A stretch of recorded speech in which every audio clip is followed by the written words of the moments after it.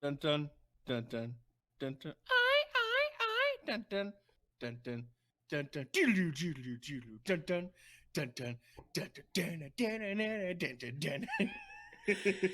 At episode 13 right Episode now. 13.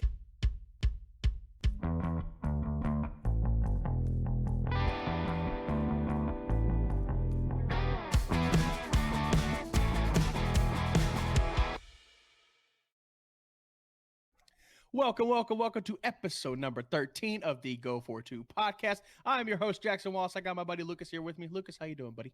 Fantastic. All right. Yeah. Even though the Titans lost, but Oh, I know. Hashtag mini depression pod later on. no. The Cowboys might as well have lost. Let's be honest.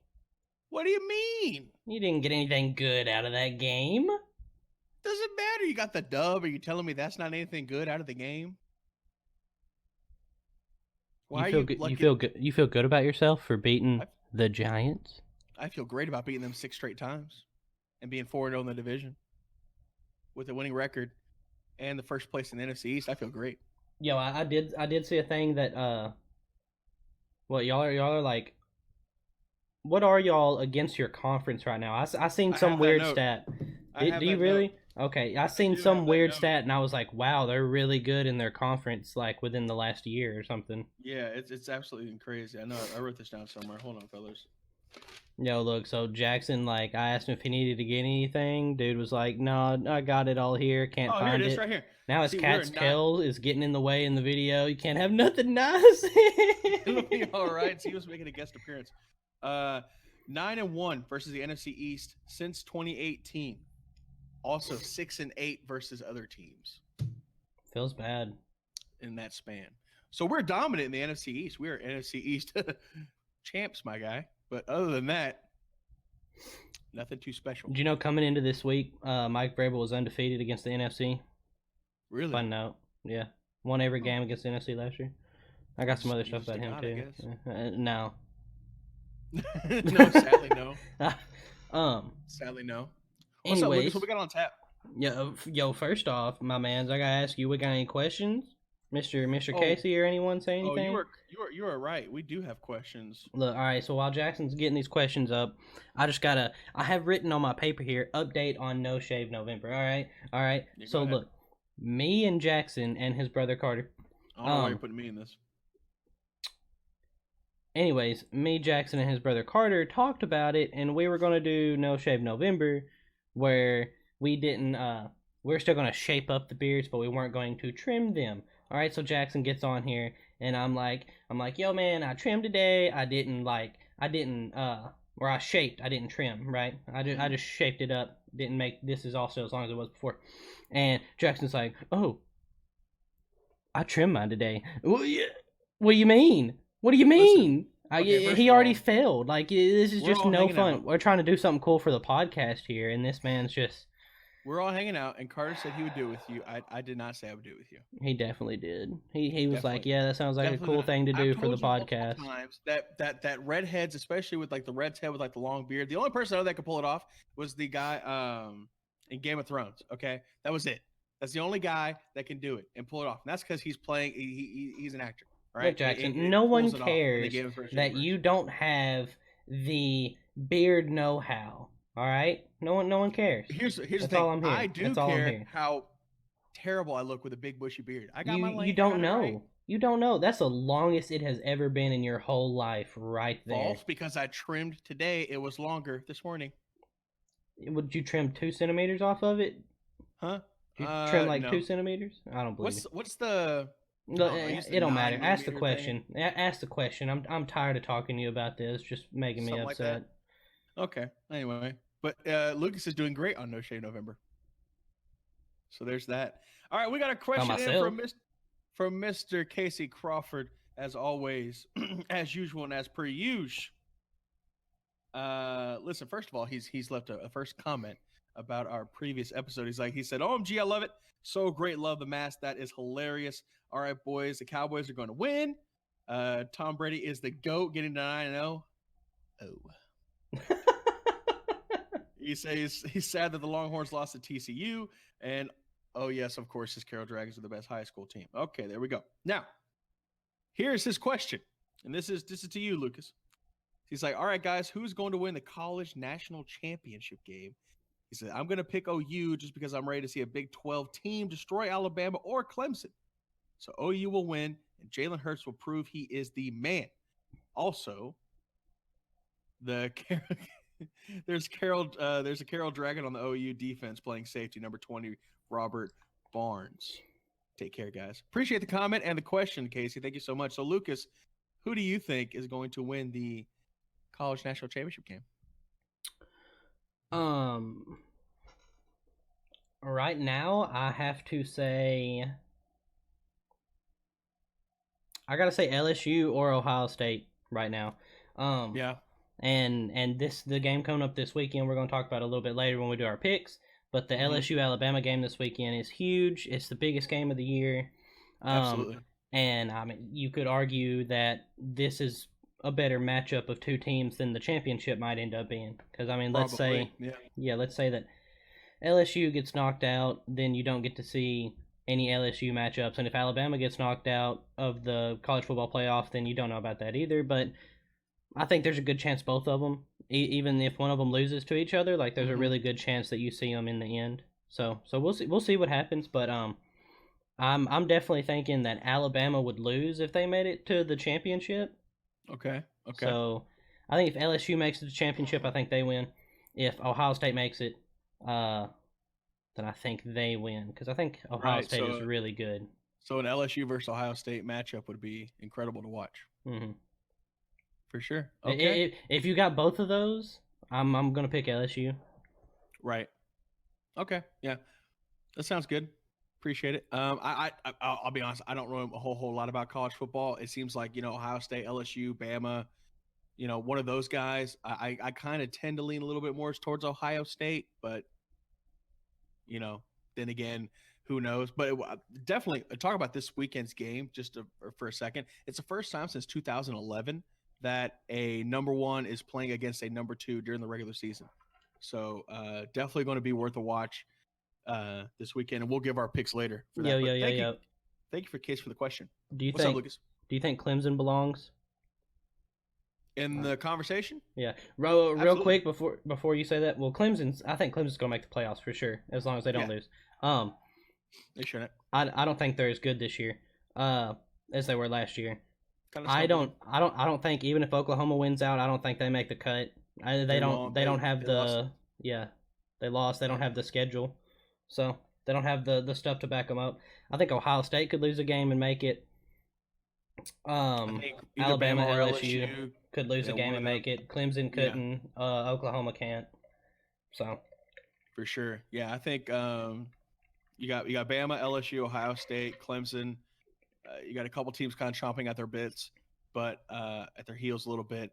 I think actually a point that I heard brought up today was if LSU, since they're going to Bama, if they go there and lose that game, say they lose a 3-point game, it's more impressive, and they should still make the college football playoff. They play a very close game, especially with Bama coming off a bye week, than Bama having a bye week, playing at home, losing to LSU even by 3 or 7, and that would make it hard for them to get into the college football playoff conversation.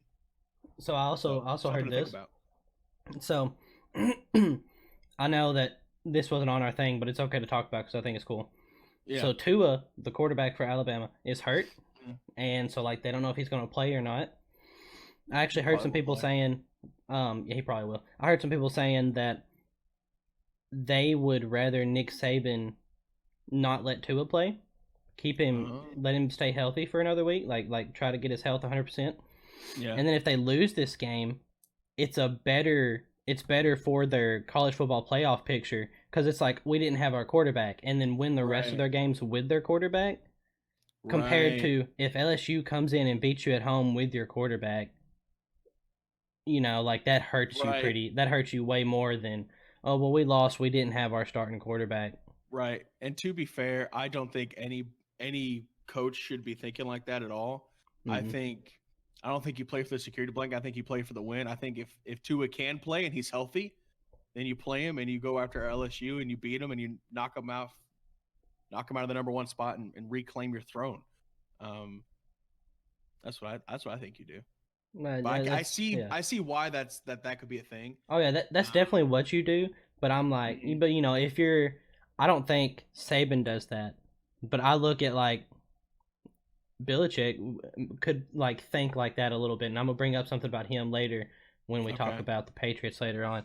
But awesome question. Definitely appreciate it. Please leave a comment about how much Jackson is a terrible human being for telling me he'd do No Shave November with me and then ditching me on the first day. Definitely didn't promise it, but okay.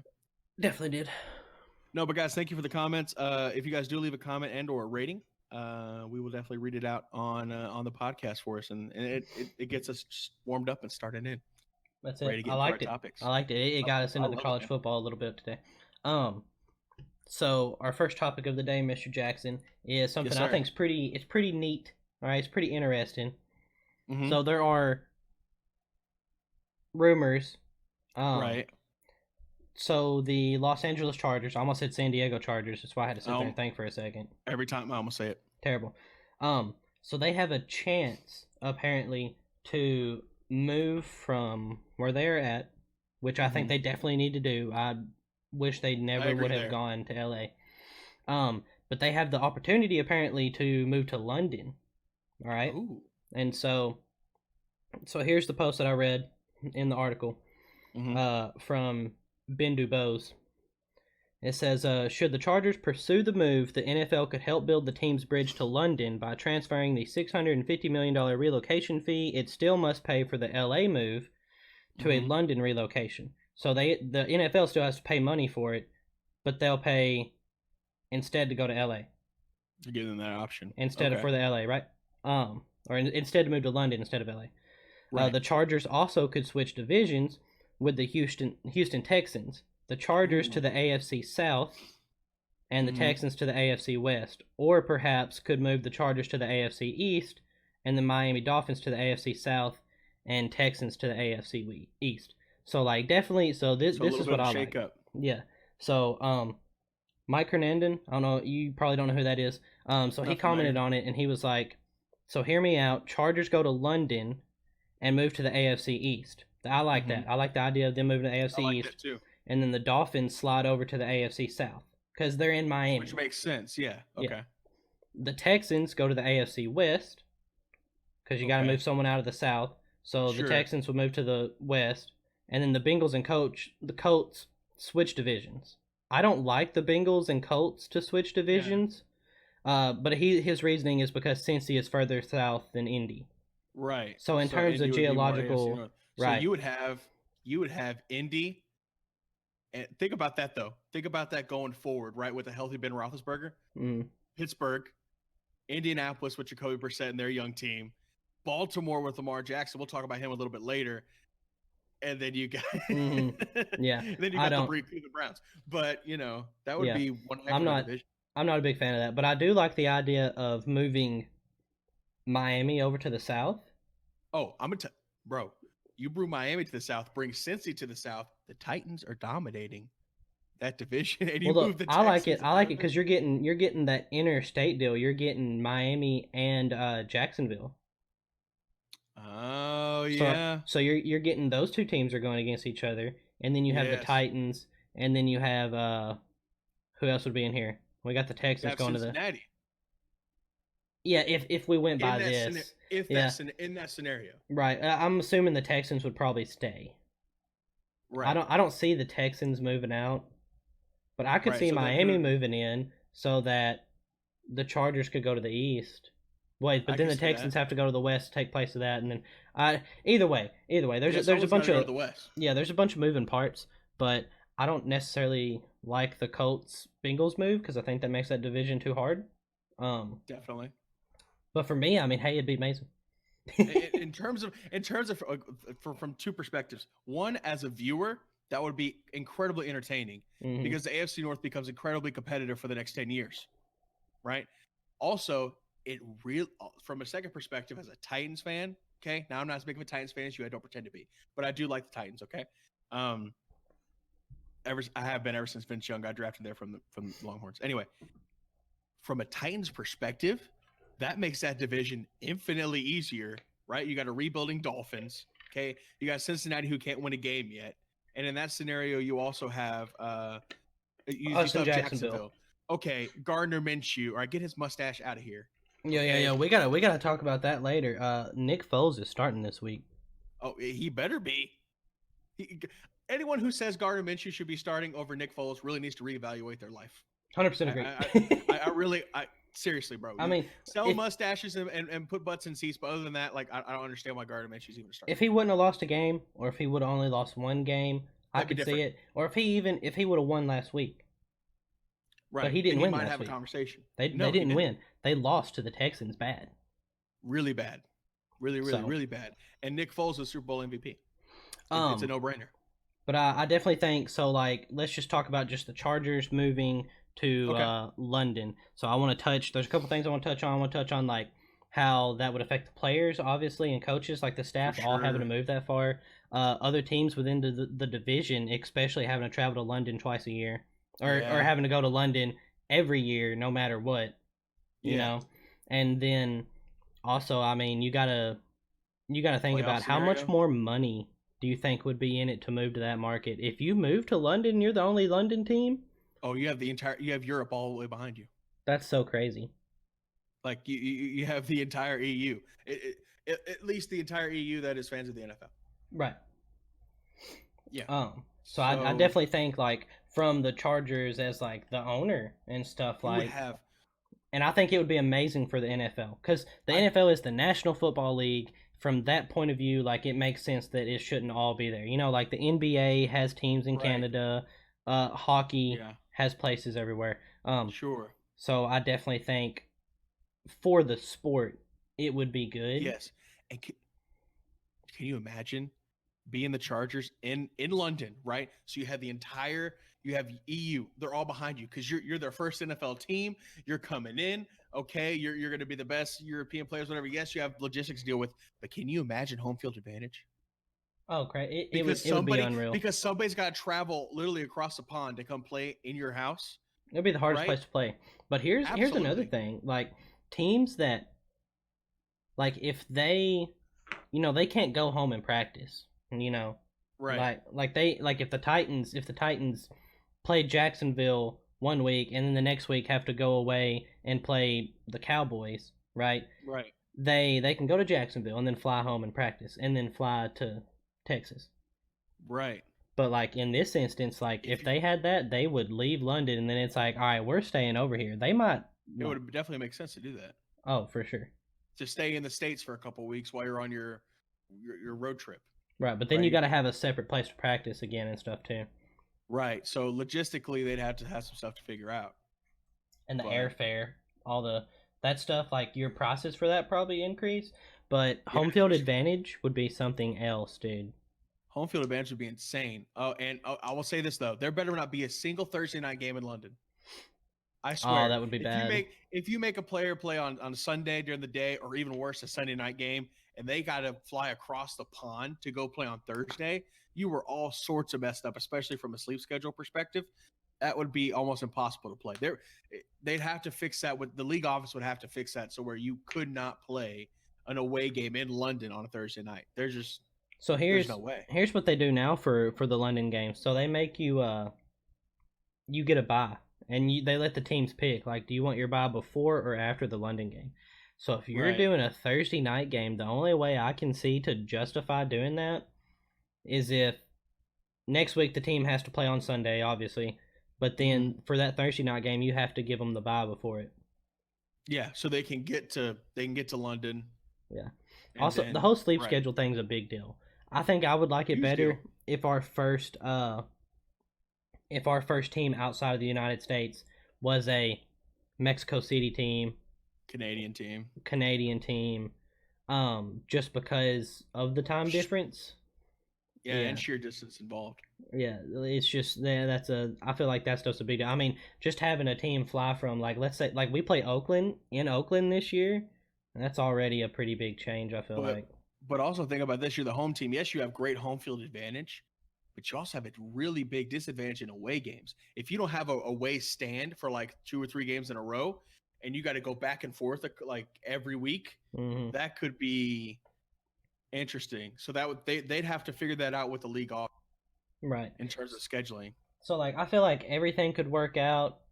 The one thing that I worry about, because I think they could find a way to justify and get around everything else. The one thing I worry about though really is the players. Do you think Philip Rivers wants to take his whole family to London? After that settling in man, LA, that man has got like 6 kids or something. He is something ridiculous. He'll just retire. I almost guarantee he's either going to ask for a trade or he's just going to retire if they say, "Hey, we're going to London next year." I just feel like if you become a London team, I don't think there's no market for you. No, like the Titans, okay, or like Nashville or whatever. Like we can convince someone to come there, or a lot of people like Texas and like it's Dallas, right? Like you can convince people to come there. Signing free agents to come to London, like you're asking them to uproot their entire life. Yeah, you can't just fly home on a weekend when you got a bye week. Yeah, and go see your family in California if you're playing in New York. Well, there's a big difference from moving from, like let's say you're on the Jets and you go to the Rams, right? So there's a big difference between going from there to going to a completely different country. Right, and it's completely it's a different government, right? So I guess they would be issued visas, athletic visas to be over there and to stay over there.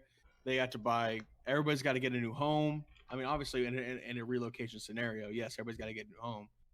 But yeah, there's definitely a lot of logistical things to work out. I mean, it has a lot of benefits as well. And I feel like the first 3 years are going to be the hardest from that. But I feel like once the organization is settled, that it would be better for the long run. I mean, because you open up to an entirely new market. Yeah, I just think it's over there? It's definitely too big of a step, I think, for the first out of states. I think you got to get a Toronto team. Right. You gotta do that, or you gotta get a Mexico City team. Because I know we used to do games there, and I think they stopped because they said the field conditions were always bad.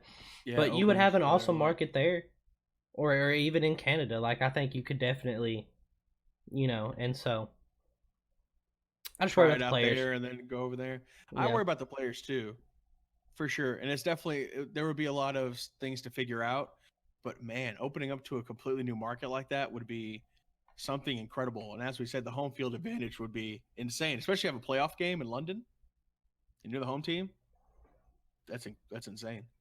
It'd be incredible. Absolutely. You got anything else? Anything else on it? No, interesting stuff, and I'm sure we'll hear more about it in the off season, and see if anybody wants to relocate and move to Toronto or. Toronto would be interesting too. What about this? Because so what if instead they just expanded the league? Expand it from 32 to what, like 36 maybe? Because you got to make it an even amount of teams. You don't want to go 33 because then somebody's going to have Right. You either have to, no, because you can't do that either. You have to add 8 teams because you have 8 conferences. So you have to go to 40. Wouldn't you? Because each division... Yeah, because they all have to have the exact same. Or you'd completely reshape the divisions to each division have 5, and you go to 35 teams with 7 conferences with 7 divisions. And if you do 35, then you need 3 new teams. That gives you a London and Mexico City and a Toronto team. That would be awesome. I feel like that'd be the easiest thing to do. One conference would have 4 divisions, the other one would have 3, so that couldn't work. So you'd have to split it into 6 conferences. Or 6 divisions, right? So each division would have 6 teams. So you go 36, 4 teams. So then we need an extra one. So you can add another one in the United States. Yeah, an East, a West, and a Central, or East, a West, and a South, or a North. That's how you'd probably have to add 4 teams, and then reshape all the conferences. Now that would be just as a little side project. That would be fun off the air, Lucas, for us to kind of sit back, okay, or we'd put people in that scenario. Yeah, that'd definitely be cool. That'd be definitely interesting. Yeah, so 4 teams. Crazy. So crazy, man. Into some stuff that has actually happened in football. Beyond, we're getting out of the rumors. We're going into the realm of facts. Let's get into it. All right. The Ravens beat the Patriots 37-20. What a game. And I want to open it up with, because I'm hearing all this Lamar Jackson stuff. Is he an amazing athlete? Yes, this dude is crazy. Everyone's calling him the second coming of Michael Vick. I don't think he is as good as Michael Vick. Okay. But he definitely is the most athletic quarterback in the league right now. Yeah. Easy. Mm-hmm. He's more athletic than a lot of the halfbacks in the league. I think so too. And wide receivers. Like, this dude is one of the most physically gifted players on the field. Sure. Would it be fair to say Lamar Jackson is the closest thing we've seen to Michael Vick since Vick? Easy. Is that fair? Yeah, that's fair. Okay. And so I think he is amazing, and he played a good game, obviously. He sure did. But incredible. I don't think he is the reason they won. I think you have to look at factors. Yeah, I think what it really comes down to is, number one, the Ravens' offensive line dominated the Patriots. They ran the ball all night. All night they ran the ball. They were missing Michael Bennett. Yeah, and so, like, if you're Belichick coming into the game, like, you're like, okay, we know we can't stop Lamar Jackson from running, but we're going to try. But you're not going to let Mark Ingram beat you the way he did. You're not going to let him have over 100 rushing yards the way he did. And so I think they did. If you're playing against if you're any team playing against the Patriots, you come into the game and you're like, all right, what's the two main things we want to do? We want to run the football and we want to get pressure on Tom Brady. Yeah. And that's top two of your list. And that's exactly what the Patriots did. And I think it just comes down to just the lines on both sides for the Ravens just dominated. Winning it in the trenches. Absolutely. And let's not forget John Harbaugh, because he is no scrub. Oh no, he's a great coach. The man is a Super Bowl champion, and I think he has reminded us this year, right? He's had some kind of subpar teams talent wise, but they've done a very good job over the past several seasons in recruiting and bringing people in and drafting as well. Especially that secondary is incredible. They went out and got Marcus Peters and Earl Thomas to shore up that secondary. So it's John Harbaugh can coach, man. You know, I think he has kind of reminded everybody he's a top 5 coach in this league. Top 5, if not top 10. Sorry, I was taking a little drink. Taking a swig of water. Right? Because I think you got Belichick, you got Sean Payton, you got Andy Reid. Okay? I think John Harbaugh belongs in that conversation of top coaches. Definitely. Pete Carroll. Oh, yeah, Pete Carroll for sure. Mike Tomlin. Did you say Mike Tomlin? Mike Tomlin? I think he's got to be up there because the Steelers are 500 right now. They are a sneaky 4-4, Lucas, and that's another side note. We keep going on segues, but their schedule opens up the rest of the year, right? Is it cake? The Jets. Yeah, they play the Jets, right? They still got to play Cincinnati again. Okay, I think they play Miami. But you know who else? You know who else is in their division? The Ravens. Who else? That's right. No, I'm not saying they're going to win the division. Okay, I think that's too far out of reach. All right, but it's too late for a wild card. It's. I don't think they're going to make the playoffs. I'm just saying they're going to finish well. Especially considering with their circumstances, yeah. Well, sneakily. I mean, Tomlin's worst year was 8-8. That's his worst season, and he might get that again. And if he can end 8-8 this year, I think that's a huge deal. But anyways, back to the game we were talking about. Like, I think the coaching and stuff, just really the way that the Ravens just came in and they were like, we're going to punch the Patriots in the face. Mm-hmm. This was brought up on First Take earlier today, I believe, or yesterday. Mm-hmm. I don't remember. Sorry. But anyways, one of them brought it up that this culture was made with Ray Lewis and Ed Reed on the defense, playing the Patriots, and they're like, what are we gonna do? You know, like what when John Harbaugh's sitting there building his teams and stuff, what he's setting his goals. He's like, what are we gonna do this year? We're gonna beat the Steelers, number one. Yeah. And then number two, we're gonna make it to the playoffs and we're gonna beat the Patriots. And so everyone else, you know, they brought this up. You got the Browns coming in, bringing Tom Brady gifts. All right, like, oh, you're the GOAT, you're the greatest to ever play, which he is, and like, and they're kind of like putting him up on this pedestal, But then you got the Yeah. Ravens that are coming up, and they're like, "Who are you?" Like, Yeah, exactly. like you're not. We're gonna beat you. Even Tom Brady said and acknowledged Ed Reed and the Ravens like that. That's his kryptonite, man. The Ravens culture, the Ravens identity. They don't care who you are. It's the Yes, they have physicality. respect. They have respect for you off the field, but on the field, it does not matter. We are not your friend. We don't care about you. We are coming for you. We are coming for your family, and we're going to take what is ours. Right. On And the field, that's their philosophy. So I got a sneaky point to bring up to you. That. All right. Okay. Hit me with it. So I'm gonna rattle your brain a little bit here. So earlier I said that I was bringing up Belichick later and like maybe holding some stuff. You know, I thought he'd do those little sneaky moves. Mm-hmm. So Max Kellerman on First Take thinks that Belichick held back because he expects to meet the Ravens in the playoffs. Interesting. So he held back. So he came into this game and he was like, here's my little book and I'm going to do everything. And he said, if you go back and watch the game, he said that they tried so many different fronts and so many different coverages that like they just tried everything. They didn't find something that worked and they didn't stick to something and try to stop it. It was like they were like, okay, what works best, and we're gonna test this in game, and I'm gonna write it down in my little book, and I'm gonna have this for the playoffs. And we're gonna get film of Lamar Jackson versus different schemes that we have in our playbook, and analyze that. So when it comes to the playoff time, we're gonna be able to hit him with what we really have. Now that's super interesting, and that's definitely something that Belichick would do, right? Because he's 8-0 right now, undoubtedly gonna win the division. Okay. Undoubtedly is going to have home field advantage. Oh, he's thinking playoffs right now. He's already thinking playoffs. He's definitely thinking playoffs right now. He's thinking, oh, we got this person next week. We got Cincinnati. We're dealing with Cincinnati. Okay, yeah, you know, thinking about whatever. He's thinking playoffs, and I definitely wouldn't put that past him for sure. Just trying out different stuff on Lamar Jackson because actually, I think I heard a stat that the second time teams play Lamar Jackson, obviously they play him way better. Right, like Lamar Jackson, when he first plays you, he's going to wow you. You know, your scout team quarterback can only be so fast.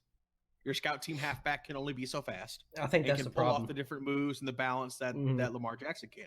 And when you're on the field where it gets for the first time, you're like, oh dang, my safety actually can't catch up to this guy. I think there's also a pride thing to it. Mm-hmm. I think there's players on the field that get out there and they're like, I just let a quarterback spin on me and get around me. Right. I just got burned by a quarterback, and I think it's a complete pride thing. Like they go into the next game way more motivated for that particular player. They're not gonna let that happen again. Well, I mean, like just look.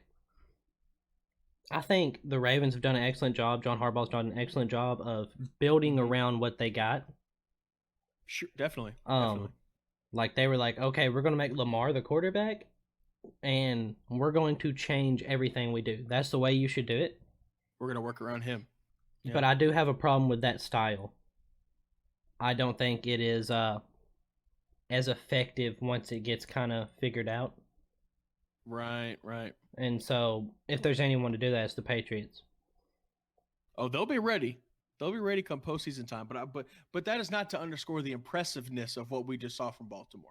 Oh no, I did. Oh, by the way, there was some unpatriot things. There's some turnovers and stuff going on. All right. Mm-hmm. I mean, the Ravens won by 17. They beat them worse than that, though. I think the defense of the Ravens played very good. Like I'm hearing talk of Tom Brady hitting the cliff today, and I don't think it's that. I think it's just the defense. Everybody's been saying that for the past 4 years. Yeah, exactly. I think the defense just played really good. The pressure, Tom Brady's line isn't as good this year. He's getting the ball out faster than he's ever gotten it out. Right, and you got to think about this too for later on in the playoffs and talking about going vertical and going deep. They got rid of Josh Gordon, and they got rid of Antonio Brown, right? Two of the most dynamic route runners and players that can bring verticality to your roster. And remember, they don't have Gronk. They definitely miss Gronk in the red zone. And blocking. So a quick side-off question. Do you think letting go of Josh Gordon was a mistake? No. Are they going to regret that later? He wasn't playing anyways. He wasn't playing. Anyways. And I think the most important thing to the Patriots is consistency. and they replaced him. All right, they replaced him. They just got Harry back, and then they just got Sanu into the team. I think you need to give him some time. So that plus Edelman, and I mean, you got the goat. No scrub. You got the goat throwing you the ball. So that's all you need. I mean, we seen Peyton Manning with Demaryius Thomas and Emmanuel Sanders looked amazing, and then once Peyton was gone, they haven't really done anything since. I think any wide receiver that's left the Patriots hasn't really done much without Brady throwing them the ball, you know. It'll be interesting to see because Russell Wilson's definitely super excited to have Josh Gordon, or at least it appeared that way on social media. Yeah, excited to have Gordon. I think if he plays and stuff, it'll be amazing because Russell Wilson is an amazing quarterback and Josh Gordon is a very, very high talent. But I just don't. I'm not gonna believe in him being there and playing well all the time. Just because if you can't do it with the Patriots, then who can you do it with? Okay, that's fair. I was just curious. Because of that recent transaction. What's next, Mr. Lucas? Man, I feel like we talk about quarterbacks every week. I kind of get tired of it. I kind of get tired of talking about quarterbacks. But most important player on the field. All right. But yes, I do. I think I get tired of it because I'm a Titans fan. I think that's what it is. A little sore subject there. Probably has been. Even when we had Steve McNair, like the year we went to the Super Bowl, the fans booed Steve McNair off the field. You know, like stuff like that. Yeah. No, he got hurt. He got hurt, and we booed him off the field because he was playing bad that game. Oh gosh. Yeah, came back, took us to the Super Bowl. It's whatever. No big deal. So, anyways, so Cam Newton has officially been put on IR. All right. Yeah. This is a big move. The Panthers released a statement. Let me read it for you real quick. So this statement is from GM Marty Herney, and he said, "We have said all along that it is impossible to put a timetable on this injury. Nobody is more frustrated with the fact than I am. He's one of the fiercest competitors I've been around during my 20-plus years in the league. At this time, we have decided that the best decision to reach the goal of bringing the foot back to 100% is to place Cam on injury reserve." So, I know we know what this means for the rest of the season, right? Like obviously Kyle Allen's going to be the quarterback for the rest of the year. They have faith in that. They've lost one game with him as their starting quarterback, and they have the team around him to where he can be a game manager and stuff. For sure. I need to know from you, Mr. Jackson, what this means for the future of Carolina and for the future of Cam Newton. I think this is very simple for the future of Cam Newton, for the future of Carolina, and that is that their futures are going to be separate. I think this is the last year that Cam will be a starter in Carolina. I think it's the last time he's going to be a Carolina Panther. In the last 7 starts from Carolina for Cam Newton, he was 0-7. Okay, in the last 7 starts from Kyle Allen, he's 6-1. So I think when you talk about those two players, they're completely different, right? Like we said before, Carolina doesn't need a dynamic superstar athlete at quarterback. They need a game manager, somebody that can build behind Christian McCaffrey and manage the game with their dynamic defense. I think maybe they explore some other quarterback options, maybe in the draft, maybe they take a shot at a 2nd or a 3rd round guy. But for all intents and purposes, Kyle Allen, who was kind of contemplating even entering the NFL draft, seems to have done quite well for himself, given the opportunity at this injury. So I think Cam is going to hit the market. I'm not sure about his contract details, if this is his last year or if Carolina will have to trade him. But I think a team like Chicago, if they're not interested in him as a free agent, they'll definitely be interested in him for a trade once the league year is officially over. I think they're done. So my only problem with that, number one, you said something about maybe staying with Kyle Allen. I think that is completely out of. I don't think there's any shot that they 100% stick with Kyle Allen. He might be their starter next year. Yeah, I don't think he's their franchise quarterback. I think they look at other options. I'm just saying, Cam Newton, as of now, will no longer start for the Carolina Panthers again. Yeah, I can't believe that. He will be somewhere else, and they will continue to use Kyle Allen until they get another option. Or until Kyle Allen proves that he Right. can be the We franchise get. guy. I get what you're saying. Okay. I can't believe that because not at the beginning of this year, but at the beginning of last season. If you look at what Cam did for the first half of that season before he was hurt, I think it was some of the best play that Cam Newton has ever put on the field, and I think it's hard to it's hard to give up on that to go looking for a quarterback again. You know, now I completely get this year. You don't know what's going on with his foot. No one ever knows when it'll be better, but if you're sitting here at the end of the year, or if you're sitting here in February, and he is 100% again, I don't think there's any way that you don't give him another shot as the starting quarterback just because of what he did do for you when he was healthy. Even though this game is a what have you done for me recently business, and that they could save a ton of money by not re-signing him and going with Kyle Allen or looking for somebody in the draft for a rookie contract in order to build different pieces around a Kyle Allen or a different draft pick, add to their defense, add to their offensive repertoire without the expense that a Cam Newton would require. Can you win? Can you make it to the Super Bowl with Kyle Allen? I think from evidently this year you have a better shot of making it with Kyle Allen than you do with Cam Newton. They're 5-3. They're not 7-0 or 7-2 or anything. They're not amazing. Like this year, Cam Newton's hurt. He is not Cam Newton. But part of that 5-3, they lost the first 2 games with Cam Newton, and the only loss that you have from Kyle Allen this year is to an undefeated 49ers team. Right. I think you have way better shot, especially this year. Going forward, I think because of the expense, I think because Cam Newton is having injury issues, and this is a what have you done for me lately business, Cam Newton has played his last down as a Panther. That's just my opinion. Because I think you can get, because I think they're going to want to go cheaper and build around that, look for somebody in the draft. Right, but if you want to go cheaper and build around something, if you get a new quarterback, you are rebuilding. If they go draft a quarterback, you are rebuilding the whole team. Your team is set to win right now. But it depends on where they draft him.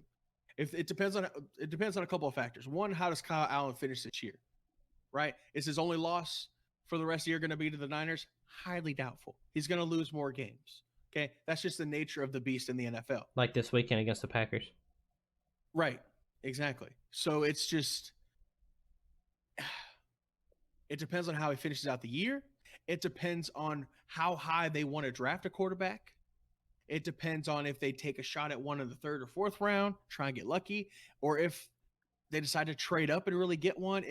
There's a lot of different factors here, but I think because Cam has been injury prone, because we thought he was going to be back after a couple weeks, it ends up being the entire season. I think because he's more expensive, and because he is older, and because Cam throughout his career seems to have relied a little bit more on his legs than his arm, and Kyle Allen's doing enough to get you by right now, that's at least going to bring up the discussion of, so maybe we can move him, or maybe we don't re-sign him. So you brought up the point of Cam doing stuff with his feet and stuff. I think if you ask Cam to do what you're asking Kyle Allen to do right now, he does just as good a job, if not better. Right, and that's why a team like Chicago is going to pick up the phone if Carolina calls him and says, "Hey, do you want Cam?" But why wouldn't they can't now because the trade deadline's over? Why wouldn't Carolina just recognize that and be like, "Hey, we have a guy that can do what Kyle Allen is doing right now. Next year, he can do it even better for us. He can be a game manager, and then if he has to, he can make a play with his legs. All right, that's just an added bonus. But instead of us sitting here running RPOs all day, we will treat him like a pocket passer, and then he will just have the side ability to do this." I'm not done. I see you getting ready to talk. Mm-hmm. So why would they not be like, our team is ready to win right now, let's just upgrade the quarterback position by throwing Cam in here to do the same job that Kyle Allen's doing, instead of what Cam Newton's been asked to do his whole career, which is go win this game for us. Hey, we need you to go out there and throw for 300 yards and then run for another 100. Hey, we want you to put your body on the line every single play.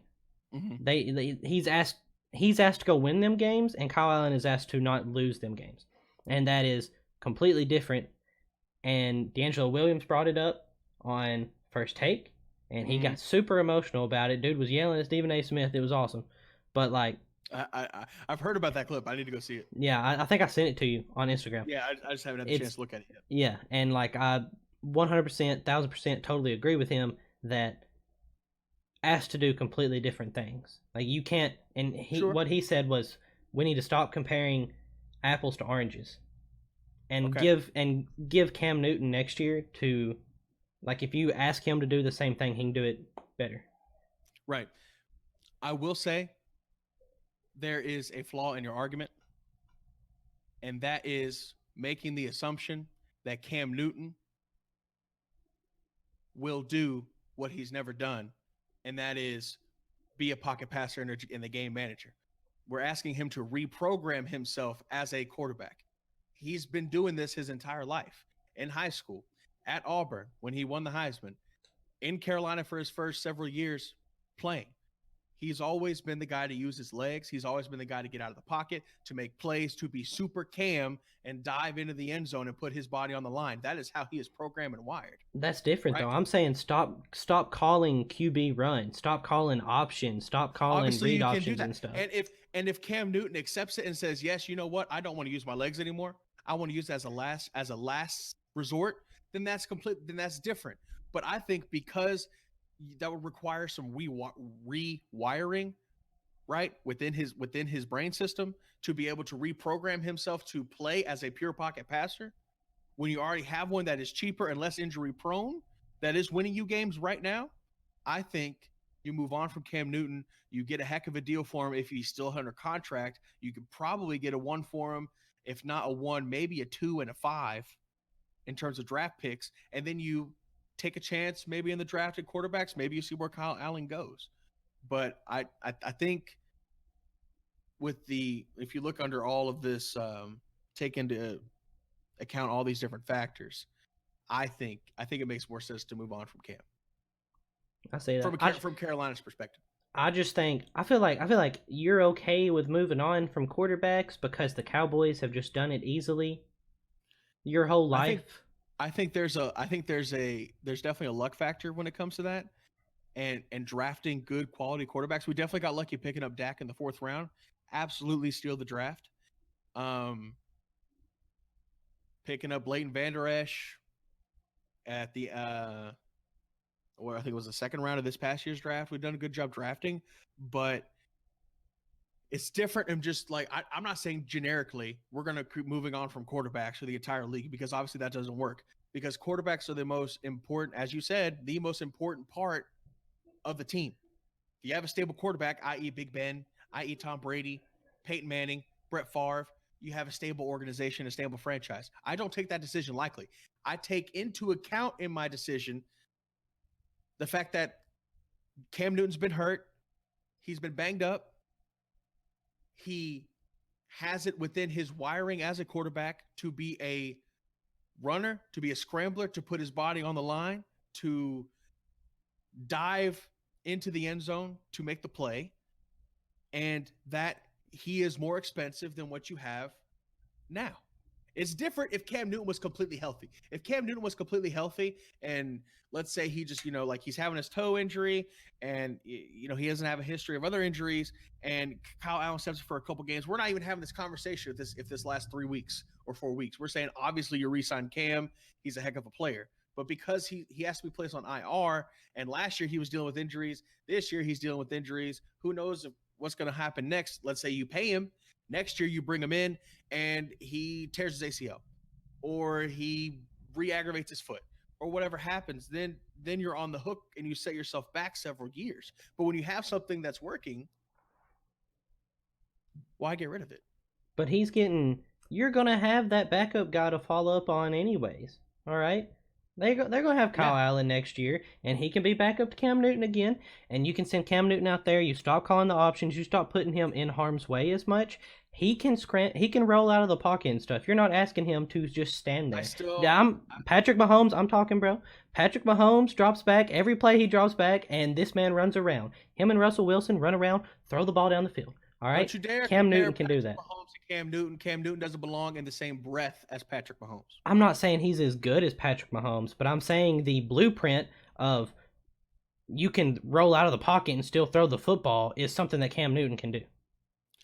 Can he do it? Yes. Is he willing to do it? I don't know. After being hurt for a year and a half, missing a season and a half, basically one would think, but Cam Newton was coming off an injury this year, and he's still running around in the backfield, trying to make plays, trying to dive for the end zone. He's still doing it. He came off an injury last year. I just don't think if you're gonna have that guy there, you're gonna have that backup guy that can do that anyway. In the NFL for 7+ years, you're not gonna change your ways. I'm just saying the coaches don't put him in harm as much. Cam he's still going to do it himself, right? You're assuming that they're just going to be fine. They don't need a quarterback to put them over the top. They very well could not be, but it's worth the risk with an injury-prone quarterback who's not going to change himself, who is way more expensive than potential options you could have now with a deep quarterback pool, probably with a draft that has the probably deepest quarterback depth that we've seen in a very long time. You know Trubisky, the Bears traded up to grab Trubisky, and he is terrible. Absolutely. That's all. Okay, that's all. That's a bad decision. Marcus Mariota and Jameis Winston were taken first and second overall in the draft, and both of them are going to be out of their starting jobs by next year.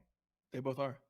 So I'm just you're making some assumptions about the draft that drafting a new quarterback doesn't set you back. It most definitely does set you back. The times have been set back since Steve McNair left. It definitely can. But I'm saying you have a greater chance, a greater likelihood at success in moving on and continuing with Kyle Allen and possibly going into the draft than you do in relying on an injury-prone quarterback who's going to set you back millions in the cap space. For one more year? That's what's going to happen. I'm just saying you give him one more year. He sets you back one more year, whatever. You got his cap space for one more year. Assuming he accepts that, doesn't take that as a personal insult because he's been the face of the franchise for so long. If you offer him a 1-year deal and say, "Hey, if you're healthy, we'll sign you again," that's a lot of assumptions there as well. And we're just going back and forth here, but I think it's safer to play the field and what you have, that somebody's not injury prone, than it is to set yourself back 5+ with Cam or 4+ with Cam when he's been injury prone. Okay, that's what I'm saying. I'm just saying all these teams in the NFL that have quarterback problems would take Cam easy, and you're asking them to get rid of a starting quarterback. And they could very well take a chance on Cam, and maybe he surprises and maybe he plays well. Maybe he says, I want to be a pocket passer. Maybe he makes the Panthers regret. But I'm saying from the Panthers organization, from the Panthers standpoint, from their perspective, they are better off moving on and capitalizing on Christian McCaffrey's prime than with a bad quarterback. No, I get what you're saying. I get what you're saying. We keep a worse quarterback in, and we just ride Christian McCaffrey into the dirt. I love it. Cam Newton's not a better quarterback. If he's on the bench, he's hurt. Well, that was some really good knowledge there, Jackson. Thank you for that. I didn't know that. It's common sense. You should try it. Yeah. So next up, someone else that is just as stupid as Jackson, Adam Gase. All right. Adam Gase is terrible, bro. So how is he coaching? This is what I think. I think Adam Gase should never have been hired as a head coach again. All right, whatever. This guy was in Denver, had one good year as an offense coordinator in Denver. Was in Denver for 2 more years, and then was an offense coordinator in Chicago, I believe, and then he went to the Dolphins, was their head coach for 3 years, and now he's the head coach of the Jets right now. Let me just say, did the Dolphins do anything under Adam Gase? This is what Absolutely they did. Not. 10-6, 6-10, 7-9, and now the Jets are 1-7. What? Why? You just lost to the Dolphins. The worst team. They're tanking. And why would the Jets hire somebody within their own division anyway? This is what I'm concerned about. Well, here's were they just like, man, we're gonna beat the Jet, we're gonna, or not the Jets, we're gonna beat the Dolphins by Man, signing you their know head the coach. Dolphins have done so great. Adam Gase is such a breakthrough, such a breakthrough coach. I can't even get the words out. He's so bad. He's so stellar. He's a coaching genius. He's the second coming of Sean McVay. Let's go ahead and bring this guy in. He is just an offensive genius and powerhouse. Let's go ahead and bring in Adam Gase. What were they thinking? You know what? I know what they were thinking. They weren't thinking he'd show up high on his first press conference. Yes, bro. Do you see this, man? The man's like, I'm very happy to accept the job. Like, yeah. I No, got the dude, like, have you seen his eyeballs? His eyeballs are just wide open. He's just like, hey man, how's it going? it's terrible. There was something going on. All right, We can both agree on this. Adam Gase is a terrible coach, and he should be fired immediately, and he shouldn't be hired as a head coach again. No, he looked like he just shot up some cocaine or ate some bath salts or whatever they do with that. He might have had to do it, man. I don't know. I think he was. I can't believe they hired me. They actually did this. But I mean, they literally lost to the Dolphins 26-18. He's 24-32. That's his coaching record. All right. I mean, if you take this away, I guess he's 21-25 coming into the year, coming at the beginning of this season. But now he's 1-7 with the Jets, who I think you could argue are better than some of the Dolphins teams that he's had. For sure. You got Le'Veon Bell. Sam Darnold's not bad, even though he was hurt, or he wasn't hurt. He was out with mono there for a while, whatever. But you just lost to the Dolphins this week. You know what's sad? You know what's even worse? What hat am I wearing, Lucas, for our podcast listeners? You're wearing a hat that belongs to the team that gave the Jets their one win. Exactly. And I am almost disgraced to keep wearing this hat. When I think, okay, listen, don't get me wrong.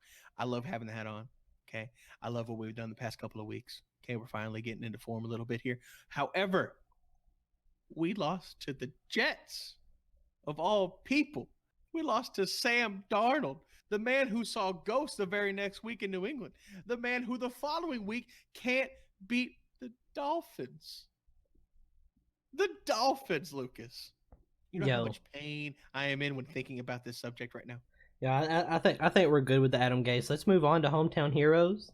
Ooh, moving on to hometown heroes. By the way. Mr. Jackson, I'm gonna let you go first since we are talking about the Cowboys right now. Just to update for everyone. So we're kind of changing some stuff. We're always trying to come up with new things for how to structure our podcast, how to make things a little better, present information y'all better.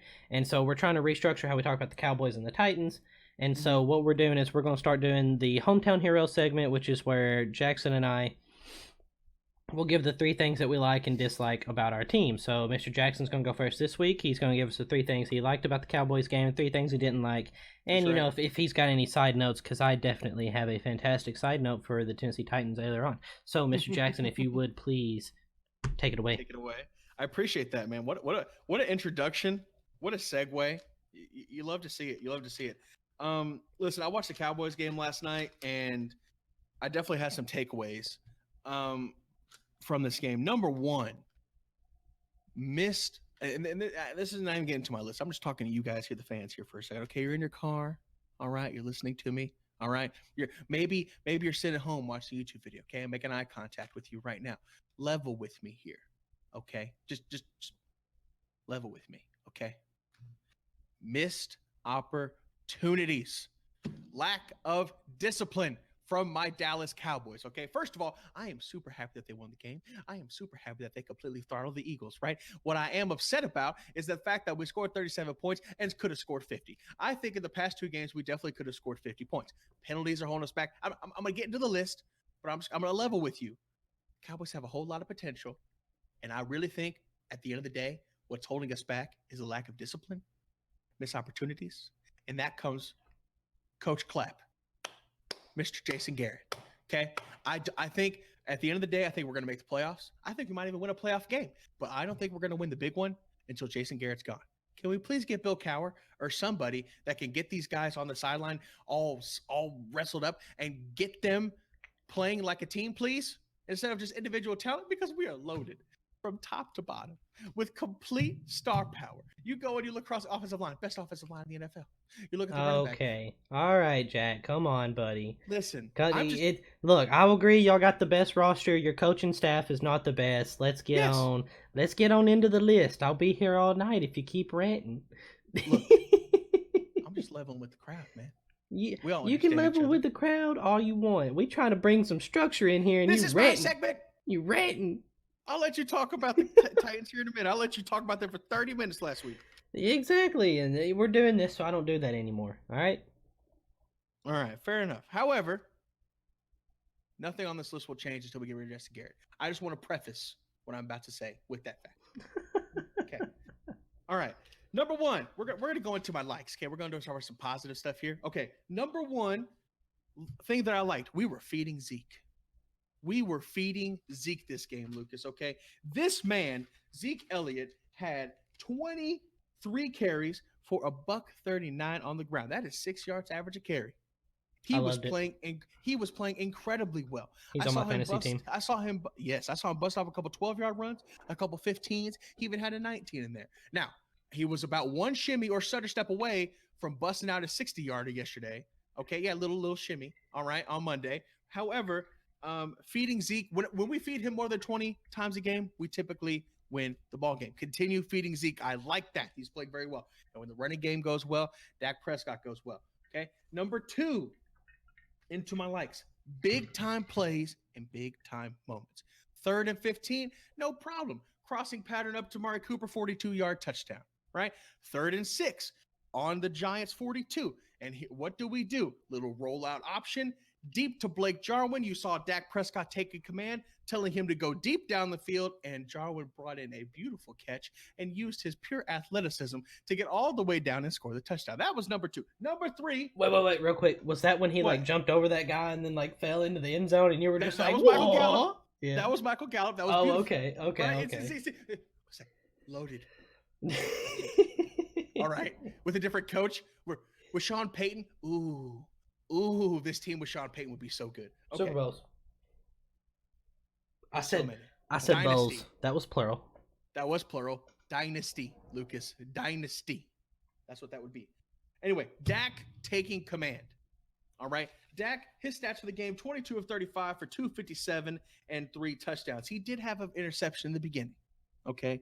And this is part of my point. Interception, very first play of the game, interception, and sets up the Giants at our 8-yard line. Defense comes through, holds them to 3. Okay, we're looking good. Dak comes right back. Okay, the very first thing he does, he gets back into the huddle and he's fist bumping all his guys. He's saying, that was my bad. That's on me. Let's go win this game. He took command of his troops. He rallied the squad and he led his team to a 37-13 victory. Yo, and can I just say that this man looked like Peyton Manning out there? Yeah, Omaha, kill every play. Exactly. Every play he's changing something at the line. Every play he's telling guys where to move, where to shift, where to be. He took command. He took ownership of that team, and that's what I love to see, man. Absolutely love it. He did incredibly well. So those are my 3 things I like. 3 things I could take away from the Cowboys games that I absolutely adored. Now, friends. Depression segment. Depression segment. We're going to get into the 3 things that are a big problem. And the core, the same thing. Okay. Obviously, we need a new coach. And if we don't get one at the end of this year, I don't know what else we're going to do. Okay. Number 1, penalties.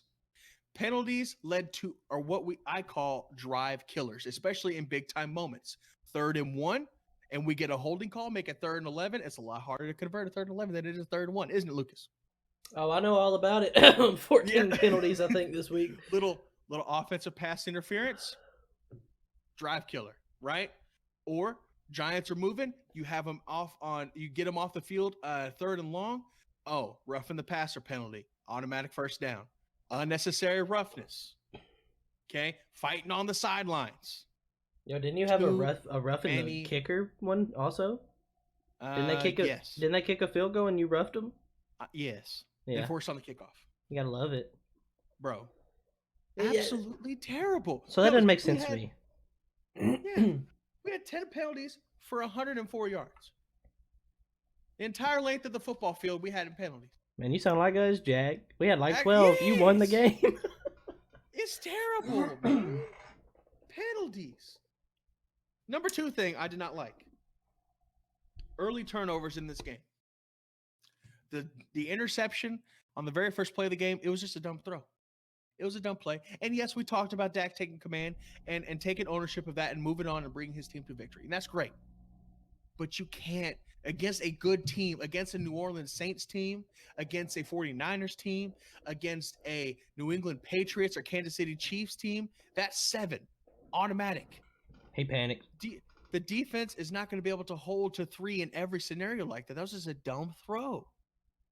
Absolutely awful. Randall Cobb, be able to hold on to the football, took a helmet straight onto the football, coughed it up. That's a drive killer right there. Things like this, early turnovers and costly turnovers. That against the Giants, no big deal. We can win by 24 points. But against New Orleans and San Francisco, it ain't gonna work. Not even against LA or Seattle. We're going to Seattle and we pull that. We're not walking out of there with a dub. It's an easy loss. That's what cost us in the Saints game, honestly and truthfully. Our turnovers and penalties at the beginning of the game cost us. They really did. Number 3, a lack of discipline. Fighting on the sidelines. Penalties. Turnovers. Robert Quinn, what were you doing? Getting involved on the sideline and grabbing this man's face mask. I'd be heavily surprised he doesn't get suspended. This comes out on Thursday. We're recording this here on Tuesday, but I will be very surprised if he's not suspended for the next game. Yo, he ripped that. He ripped Hernandez. He ripped his helmet off that one time. That's what I'm saying. Pulled it off this man's head. Right. Like, it's okay. All right. Yeah, he's on your guy. Whatever. Fine. Okay, let's move on. But there were 3 separate fights in the same game, all on the sideline, for hitting the quarterback, for pushing our guy, for bringing this guy off the pile. Like, guys, come on. You know, DeMarcus Lawrence is part of that too, and he's the leader of that group. Right. So you're setting an example. And I know that you get hyped up for a division game. It's an important game. We're in MetLife. You just got beat in MetLife a couple weeks ago by Sam Darnold and Adam Gase. But guys, you got to keep your wits about you, and that starts in the locker room. That starts. So lack of discipline, I attain that to Jason Garrett. Absolutely. Those are my 3 likes and my 3 dislikes. That's what I have for the Cowboys game for you guys today this week. Obviously, looking a little bit better. We still got a lot of work to do. Our schedule's a lot tougher. Lucas, you better take over because I can ramble on for 10 years. Go ahead. I love it. I love it, Jackson. Allow me to clear my voice here. Get a little choked up sometimes talking about the Titans. It's a hefty subject. It is. So, Titans lost 30-20, I do believe. All right, I'm trying to block it out of my memory, but I think that's what it was. Yes, we should have won this game. Okay. I'm not going to go on a rant like you did, but I will say that the coaching decisions for the for Carolina was not exactly great. They did a fake punt that would have gave us the ball and the momentum because we had the momentum.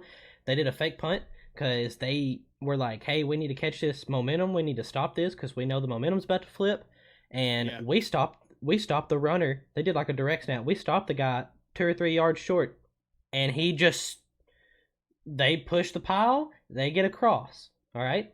So I have some little side notes before I get into my 3 things I liked and disliked. Number 1, lost because we messed up with every momentum shift. Every momentum shift there was, we stopped them on the first drive. We came out, drove all the way down the field, get into field goal range, kick a field goal, and miss it. Carolina comes out. What do? They drive down the field, kick field goal. All right, whatever. We get the ball. It's like a 3 and out. We punt, and then it comes back, and we have a fumble. We make Chris McCaffrey fumble for the first time all year. Beautiful. Illegal face to the hands. Oh, no, dude. So that gets called back. And so, like, every shift of momentum, the big ones was the missed field goal. We missed 3 field goals this game. Like, every shift that there could possibly be, we definitely lost it. And, it was bad. So anyways. I hear you. Those games are rough. So the likes and dislikes. Number 1 thing I liked about the Titans game was Harold Landry. All right. This man had an interception. Okay. I believe he's the one that caused the fumble on Christian McCaffrey, although he doesn't get it. I think he had. Right. I think he had all. Not. I don't think they don't get credit because the penalty takes it back, right? Oh yeah, you're right. Yep. Yeah, you're right. And then I believe he had 3 sacks. Nice. Had 2 or 3 pressures on top of that. All right. Love it. This is our edge rusher. This man coming in. All right. Just solid attacking. Okay. Beautiful. Yeah. Beautiful. That's what we love. All right. Making me think of a he's trying to get up there to the Javon Curse level. All right. If this man is playing great every single game, and he was the number 1 star for the defense, because let me tell you, everyone else on the defense kind of upset me at times. By the way, Malcolm Butler is on IR for the rest of the year. So, rip to the cornerbacks. Oh, man, that's rough. I saw that today. Number 2 thing I liked is Tannehill, okay? If you look at the stats, I think he threw for like 300 yards and 2 interceptions, ran for a touchdown, and threw a touchdown. But let me just say that his interceptions were not his fault. This was a problem when Mariota was the quarterback too, so it's no surprise that Tannehill has the same problems. Yeah. The first interception that Tannehill threw, he hit A.J. Brown on a slant. Hits him right here. Hits his hands, goes up in the air. Cornerback catches the ball. Pops up. Yeah. Same thing happened against the Colts. I don't know if you remember, Jackson. I talked about it on here. We talked about it at length. I remember. A.J. Brown didn't catch the slant. Cost us the game. A.J. Brown shouldn't be running slants anymore. Cost us the game. All right. He doesn't need to be running slants, apparently. Sorry, excuse me. I don't know what's going on with me. Having some issues with my vocal cords right now. It's change in time of year, man. The next one, all right. So we got rid of our kick returner and brought in this Khalif Raymond guy. Brought him off our practice squad. He's been our kick returner the last 2 weeks. Did a great job this week kick returning. All right. We put this man in the game for one, because he's super fast. We put him in the game for 1 drive, and what happens? He runs the wrong route. Tannehill throws an interception. Ooh. He was supposed to run, and he's supposed to undercut the safety. He went over the safety. So Tannehill thought he was going to cut under, so he threw it. Instead, he went past. Yeah. Interception. Easy. Anyways, other than that, Tannehill played great while the whole team was trying to Marcus him. Okay? For those of you that don't know, getting Marcused is when the whole team does everything they can do to possibly lose the game for you. That's what happened to Marcus Mariota for most of his games for 5 years. This man got Marcus. So he got Marcus. Special teams wasn't playing that great. His wide receivers are dropping balls and causing interceptions for him. Dion Lewis was in the game. I don't know why. This man fumbles every time we give him a role in handing the ball off. If we hand the ball off to this man more than twice a game, he's going to fumble. I think on his 3rd carry, he fumbled. Ooh. So we had 3 turnovers. That's a killer. All right. Absolutely, you can't win games in this league with 3 turnovers. I am so sorry about the coughing. You're good, bro. Especially against a Panthers team like that. That's so hard to beat. Yeah. You have 3 turnovers. Number 3 thing I liked is Derrick Henry. All right. 2 touchdowns. Let's go. Okay.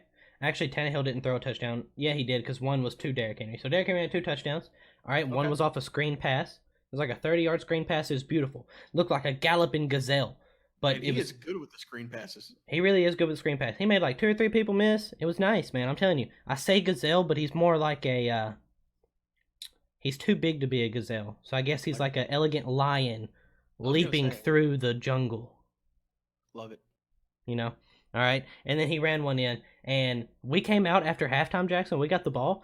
And we gave Derrick Henry the ball every play all the way down the field. It was like 11 plays, 70 yards, touchdown drive. Yeah. Just all the way down, boom, touchdown. So it's awesome to see that. He had 2 carries in the first half. Dion Lewis had 3. I think that's right. 5 balls? You ran the ball 5 times in the first half? We had 9 minutes of possession in the first half. Ooh. Oh, no. It was 17-0 at halftime. We did a really good job in the second half to bring it to 30-20, honestly. Yeah. Wow. So, yeah, defense got you a little gassed. Anyways, so that's the 3 things I like. 3 things I dislike. Number 1, rest of the offense. Number 1, the rest. I named I didn't expect Tannehill. that. Yeah. You caught me off guard with that one. I named Tannehill and Derrick Henry as two things I liked, and the number one thing I disliked was the rest of the offense. AJ Brown dropping balls. We got that includes the offensive coordinator. All right, I don't know what we're running the ball 5 times. I get that we were put in situations that you did not like, but one of those 5 times was like a 2nd and 17. Okay, it's 2nd and 17, and you're gonna hand the ball up the middle from shotgun? No, you do not. That is not what you do. Which, by the way, 3rd and 15 was not converted, if anyone was wondering. Okay? Close. Tannehill got us like 14 yards, and then we punt the ball.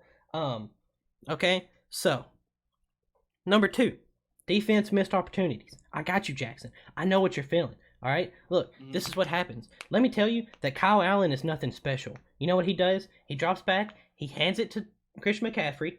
Yeah. He throws it to Chris McCaffrey, or he just drops back and he just throws it up in the air and it just floats, and whoever comes down with it comes down with it. Okay? He just throws. They throw up the 50-50 balls all the time, and by God, let me tell you, they catch them now. All right? I don't know what it is.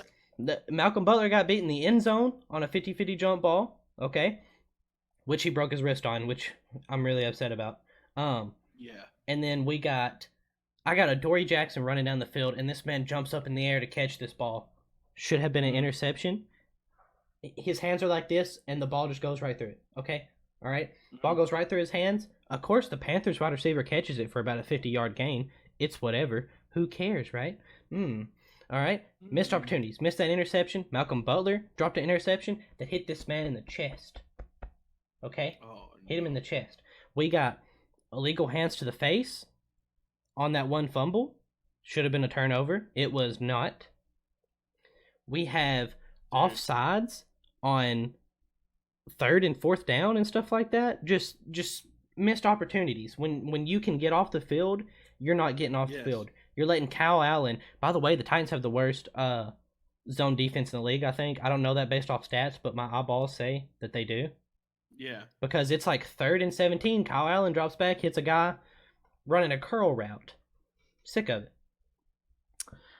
So just missed opportunities. So you got to get them off the field right there, right? Right. So number three thing I dislike is penalties. All right. That a commonality between us. Okay. So Look, I don't understand, Jackson. I don't understand how last year we're the least penalized team in the whole NFL, and this year we're having at least 10 penalties. I feel like we're averaging like 10 a game right now. That's what it feels like. That's okay, crazy. We got 30-yard run by Derrick Henry, called back. Taylor Lewan, left tackle, holding number 77. I'm like, what are you doing?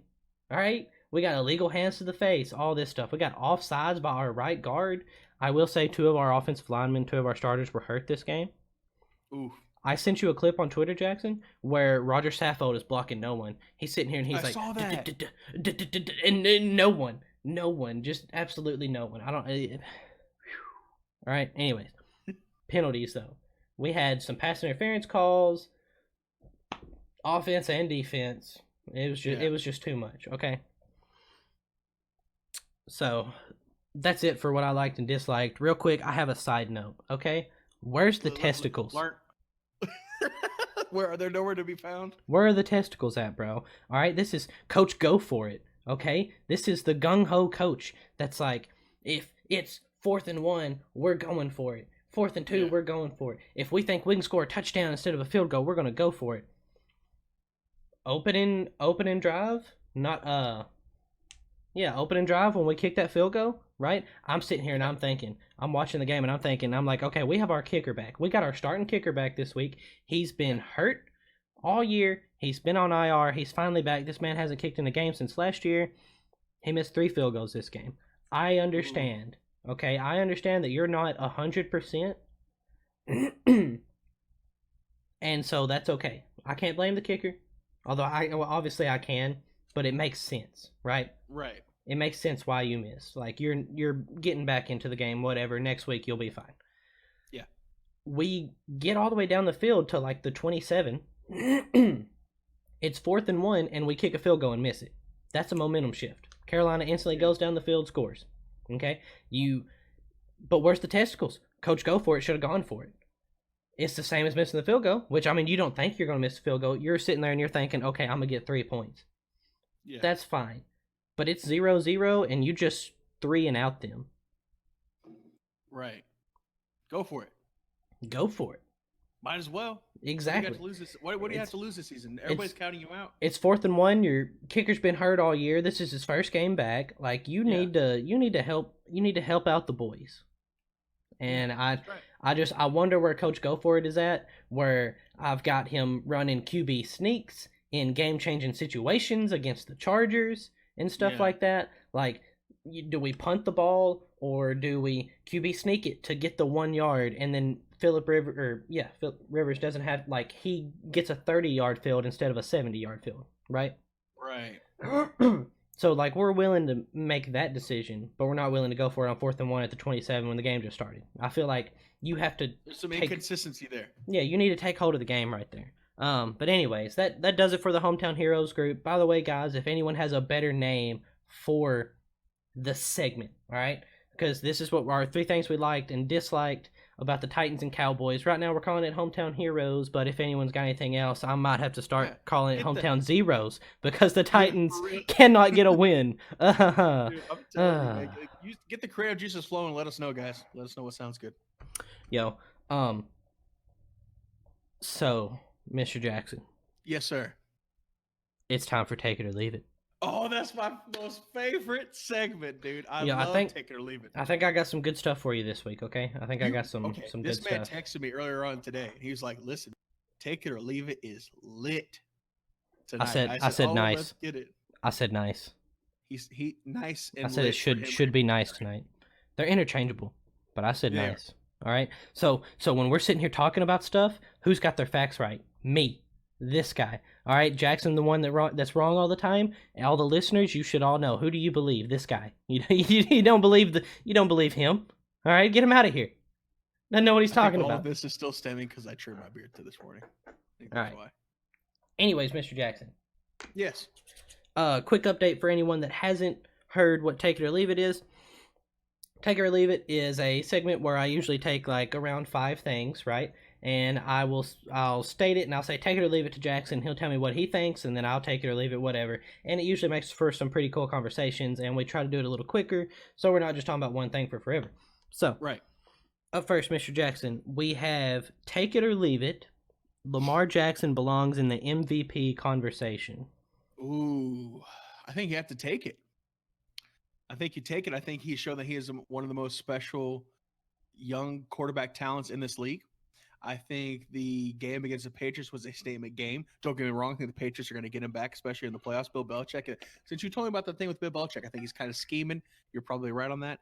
But I think he definitely belongs in the conversation, especially considering he's one of the only quarterbacks to go 200 yards passing and 100 yards rushing in a single game. I think he's done that multiple times this year. So definitely a special talent. I don't think he's going to win it. I still think our favorite Russ is going to take it. Actually, your favorite was Christian McCaffrey. My favorite was Russ, but I think mine's right. I don't remember. I don't remember. Either way, it's all jumbled. Russell Wilson's winning now. I take it. He belongs to the conversation. I'm gonna leave it. Okay. The only reason I'm leaving it is because I think there's too many other people for him. So when I say to me, I don't know what it is to other people because there's not like a standard for it. It's not like when you're sitting here and you're like conversation, is that 5 players, 3 players, 8 players, right? Like how many players truly play well enough to be in there? To me, it's like 3. That's kind of in my head. That's where I try to stop it at. And I'm seeing Russell Wilson, Christian McCaffrey, Aaron Rodgers. You know, like I see those 3. Yeah. I'm looking at Patrick Mahomes, right? Yeah, but since he's been hurt, does he really even – I mean, obviously he's a special talent. I think he's the best quarterback in the NFL right now. But does he – since he was hurt, does he even deserve to be in that conversation? Because he misses a period of time? I mean, to me, he does over Lamar. Just because of what he does on the field when he is there. And he's only missed 3 weeks, and I think he's coming back this week against the Titans. Should be a big day for him. Should be a big day. We have a bet on that game. We do. Mahomes, I just bumped my mic. I'm so sorry. My homeboy is gonna take it. Look, we're not there. We're not to pick'ems yet, Jackson. You just wait. Number 2. You're cracking me up this episode, man. You were on fire. This is hilarious. Number 2, take it or leave it. The Tennessee Titans upgraded when they fired Mike Mularkey after their first playoff win in 15 years, and hired Mike Vrabel. Take it. What? Take it. Absolutely. Hashtag coach go for it. Hashtag don't give a. All right. Okay. Now he's been a little absent a little bit lately. I like Vrabel's coaching style much more than Mike Mularkey. Okay. Now It's the same. Huh? Well, what they want to do is the same, but the styles are different. This is from an outsider's perspective, right? I'm not able to watch these games. They're out of market for me every single week. But from an outsider's perspective, it seems like Vrabel's just kind of got that swag, a little bit cooler of a dude, right? When he was on the Boys podcast, Bussing with the Boys, he just seemed very, very chill, very like swagger about him. He's a football guy. It seems like the players respect him more than they football respect coach. him. He's definitely a player's coach. Right, exactly. So for me, that's an upgrade. Now I'm not sure in terms of like the numbers, in terms of the records for both of them. Don't worry. But you got it. I've got the numbers. Okay, well, I'm gonna say from an outsider's perspective, I'm gonna say take it. So I'm going to leave it because I don't feel like you have necessarily. I don't think you've downgraded either. I think you're getting the same. You're pretty much getting the same. Okay. Okay. And here's why. All right.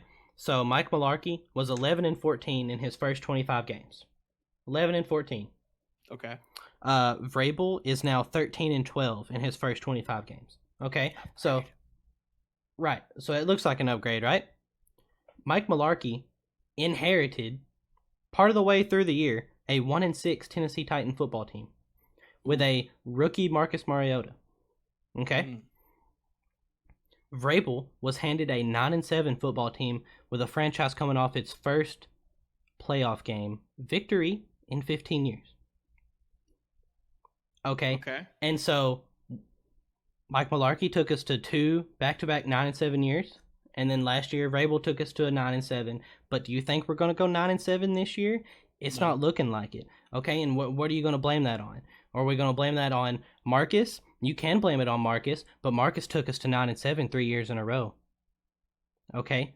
With that coach that you got rid of. The team obviously blamed it on Marcus because they benched him. Right. And so, like... even though he didn't deserve it, that's what the team decided to do. But then it's like we're seeing the same thing this week. The same thing that people with Marcus were like, Marcus ain't on the same page with the wide receivers, all this stuff. The same stuff is happening this week. Because Tannehill got Marcused today, okay? Yeah. Or Tannehill got Marcus Sunday. And so I'm seeing, I think Mularkey had a harder job to do and produce results. Mm-hmm. And I don't see Vrabel producing any positive results. I see Vrabel only producing negative results.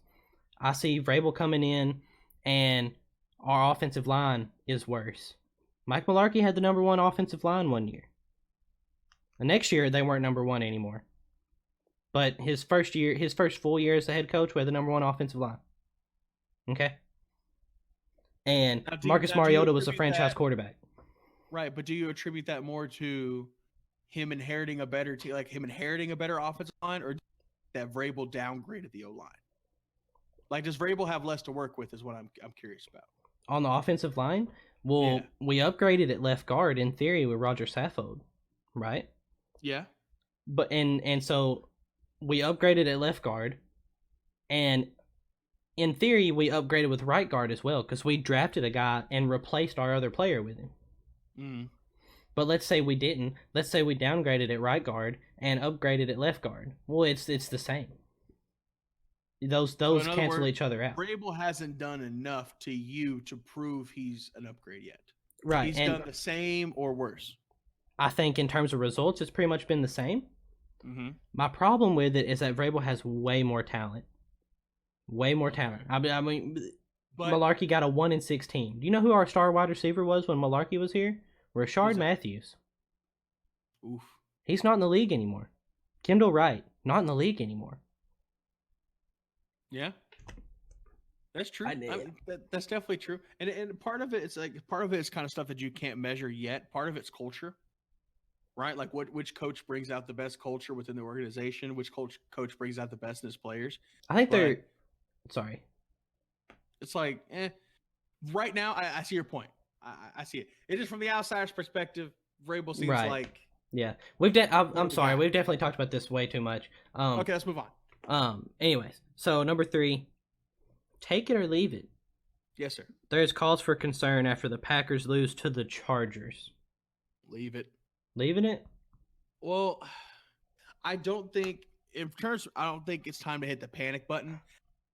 I'll put it to you this way: there is cause for concern because they got beat the same way by the Chargers and by the Eagles, right? Them just kind of pounding the football down their throat, and that to me is cause for concern.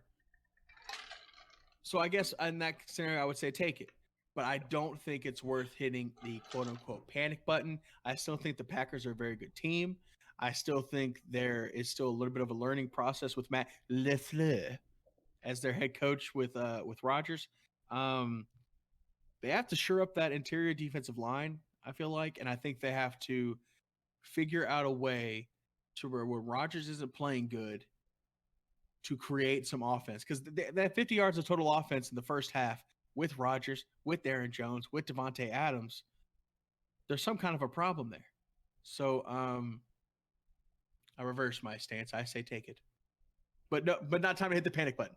You're right. But there is cause for concern. I'm also going to take it. The reason I'm going to take it is because the blood is in the water, Jackson. Those defensive ends, those sharks looking for the quarterbacks, they're getting a scent. They're getting a smell now. Because Melvin Ingram came back for the Chargers last week. Joey Bosa couldn't be just double-teamed every play. Okay? Right. So what happened? They put pressure all day. All day there was pressure. And I think they showed that you can beat this team if you can get pressure on the quarterback, which you can say that about any team. But I think you can use the philosophy of we're going to get pressure on the quarterback and knock the run down on the way, and you can beat the Packers. And I don't think that their coaches can adjust for it. I don't think Matt LaFleur is good enough. Okay? So, yeah. So we'll see what comes from that. We'll take it. Number 4, take it or leave it, Mr. Jackson. The Browns head coach, Freddie Kitchens, is to blame for their current state. Take it. Also, I would like to add on to it. Freddie Kitchens is to blame. Baker Mayfield is to blame. Front office is to blame. I think the Freddie Kitchens is definitely the party that should be the most blamed is Freddie Kitchens. I think there's too much talent on that team for it to be wasted and sitting at, what are they now, 2-6? I don't know. I didn't write it down. 2-6 at this point. And I mean, did anybody see the picture of Baker Mayfield at his press conference after he shaved? Like he came into the game with the full beard. Then he shaved it down to like the little handlebar, little goatee thing. Then before coming out to the press conference, he shaved it again to a regular mustache, and he put a hoodie on or something. And this dude looked completely defeated. He didn't have any kind of charisma about him, no swagger, nothing. He looked like he was just beaten and thrown into the dirt. I seen completely and utterly broken. I seen a picture of him, right? And someone commented on it and was like, "Why does this man look like the Home Alone goons trying to break into the stadium?" Yo, I love Home Alone. It's getting to Christmas time again. I should watch that movie again. Oh yeah. Well, by the way, guys, this seems like a no. Remind me, Jackson. I got something to say. Okay, you got something to say later. Okay, I got something to say at the end. Something to say. Take it. Overall, Freddie Kitchens, he shouldn't have been the head coach yet. He obviously is way in over his head. I think they need to make a coaching change. Obviously, you don't want to do that too much with a rookie quarterback. But if you leave him with Freddie Kitchens for the first 4 to 5 years of his career, you're going to be detrimental to your potential franchise quarterback with Baker Mayfield. And I also want to say Baker Mayfield is not living up to his potential currently.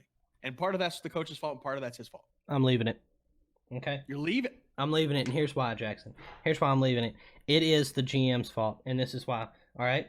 You don't send your 4-year-old daughter out on her bicycle, all right, that always has training wheels on it. You don't send her out there and say, "Don't worry, honey, I'm taking these training wheels off. Have fun." All right? You don't do that. You don't take your guy who is your running backs coach who gets promoted to the offensive coordinator and everything's fine and you start winning all these games and your quarterback's playing amazing. You don't suddenly just throw him into the head coaching spot either just because your rookie quarterback wants you to. Okay? All right? It was not smart on his part to do that. I don't know how you can. Why do you get rid of the head coach that helped you win these games? Instead, you promote this offensive coordinator because of his relationship with the quarterback that he has had with this quarterback for half a season. That who is a rookie who doesn't know what the NFL is like, who doesn't really know what's going on, and so, like I said, you don't blame the little girl for wrecking her bike. You blame yourself for taking the training wheels off. And it was just too early. It was too early for Freddie Kitchens to be put in that spot. He should be kept as offensive coordinator, and you should have just kept the head coach you got. All right, you keep the consistency you got going. Oh, for sure. And that's the best thing to do. Bring in the talent that you have. Right, you got Gase over there on the sidelines. He's like, "What am I doing here?" Right? Yeah, but here's why I put the blame more on Freddie Kitchens than for the GM, because that same GM brought in OBJ. That same GM drafted Myles Garrett, brought in Jarvis Landry, drafted Baker Mayfield. Right. That same GM helped put the pieces together. Good does not cancel out the bad. All right? If I go outside and I hand out free candy to all the kids down my road, that's all good and swell. All right? Creepy. But that's not. Look, you're missing the point. But that does not forgive me for breaking into someone's house. Okay? Of course not. Okay? And so you can't just be like, "Oh, well, you've done such a good job doing your job that we'll forgive you for messing up your job." Like I don't go and I cut someone's yard and I cut 90% of their yard. I do a great job cutting, but the other 10%, I just leave it and it just grows up a jungle in it. You can't just overlook the bad because of the good. And I know that he has done a good job and all that other stuff. I commend him on doing an amazing job with the draft. He's brought in amazing free agents. He's done everything he can to put good players in the organization. But I think the one mistake is you have to pick someone to lead your ship. And I think that a ship with a bad captain is a bad ship.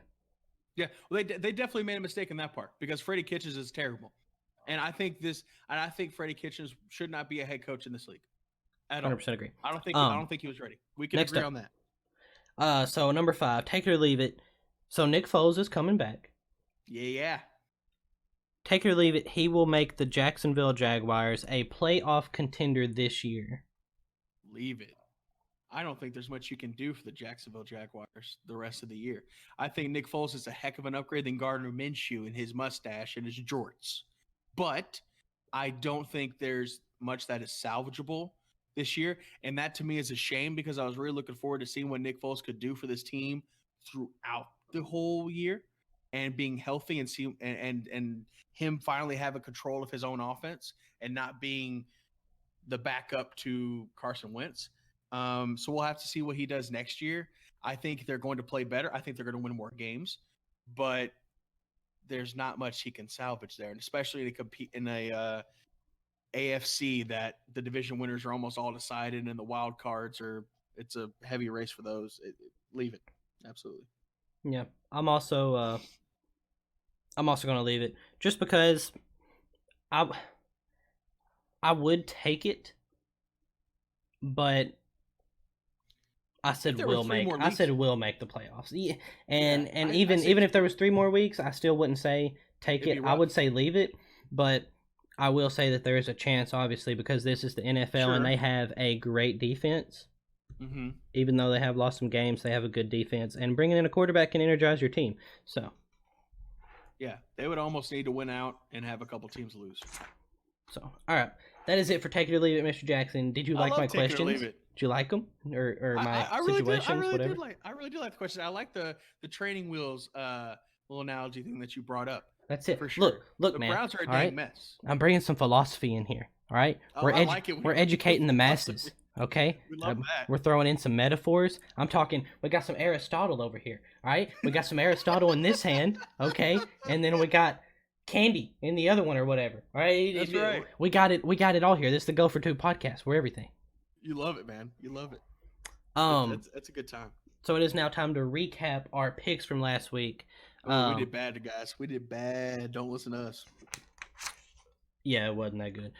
So we did one college game and 6 NFL games. Number one, we did Georgia at Florida. Georgia beat Florida. The Eagles beat the Bears. The Chiefs beat the Vikings. The Ravens defeated the Patriots. The Cowboys beat the Giants. The Titans lost to the Panthers, and the Packers lost to the Chargers. Yep. Sad times. Sad times, Jackson. Very sad time. I got a lot wrong. Yeah, week. I think I got 2 right, and you got 3 out of the 7. I'll take it. So I'm 31 and 32. I'm negative again. All right, it's okay. We're bringing it back this week, baby. All right, don't worry. Ain't nothing. Let's get it. Ain't nothing. All right. You're 34 and 28 now, by the way, Jack. Hey, let's get it. So, anyways, our college games. We have 2 this week. 2 amazing matchups. Number 1. Yes. We have number 1 LSU is traveling to number 2 Alabama. What you got? What you got? An incredible game. First of all, okay, I'm gonna tell you guys, I wrestled with this pick, and I'm not gonna pretend like I'm some college football expert or that I know what I'm talking about. Obviously, I picked the game wrong last week. I made this decision purely off of one thing. Alabama is coming off of a bye week. So is LSU. The last time that Alabama came off of a bye week, they beat LSU, then number 3, 29-0. And Nick Saban, in his career off a bye week, is 11-4. He almost has 3 times as many wins as he does losses off of bye week.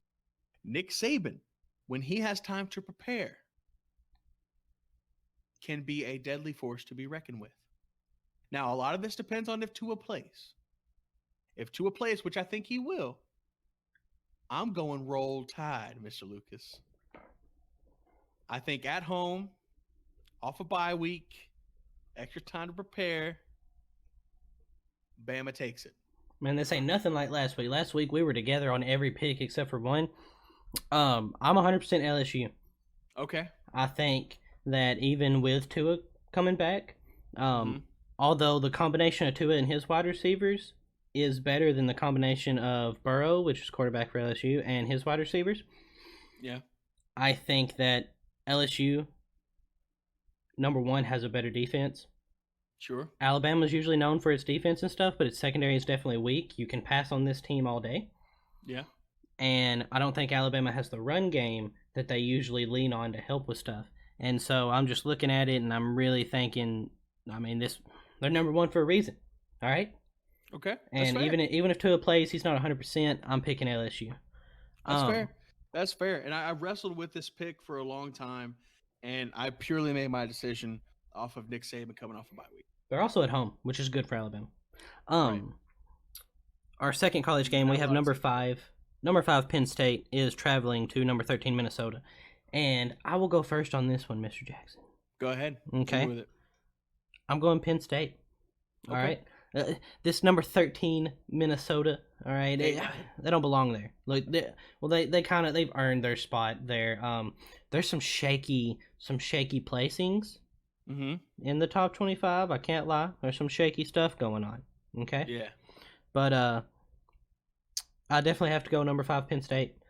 I'm going Penn State as well. I have no reason not to go Penn State. Nittany Lions are going to take it home. And the thing is, they have to, right? If they want to be in the college football playoff discussion, they need to win out. So they got to beat Ohio State, don't they?